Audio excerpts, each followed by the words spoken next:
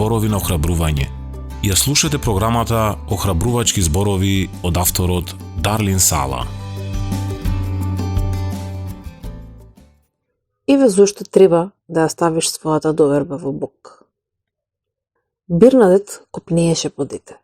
Ако никогаш ти се нашол во слична ситуација, сосема разбираш што искусувала. Најпосле остана бремена.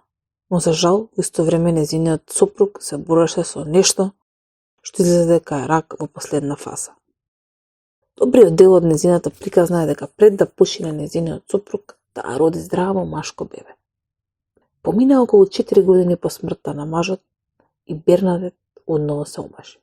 Лаза освои незиното срце и наскоро, за голема радост, Бернадет пак стана бремена.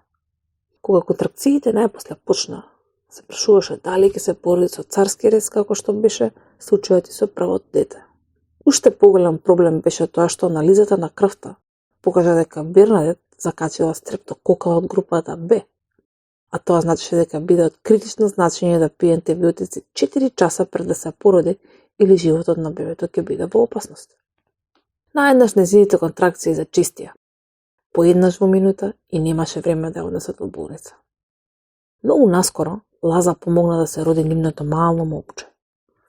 Можноста дека бебето ќе ја закачи инфекцијата на Бернадет? Тоа беше спречено на неверојатен начин кога се роди со сосема недопрена амнионска кеса, а таа го држа безбедно внатре. Нешто што ќе се случи само еднаш во 80.000 случаи. Бебе родено во кесичка.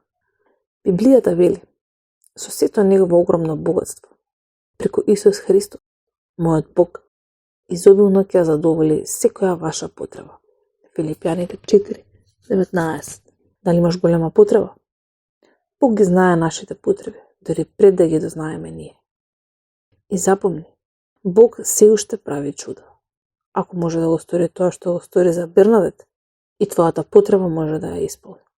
Токму сега предај моја својата потреба на Бог, стави ја својата доверба во Бог, кој може да го стори невозможното за тебе.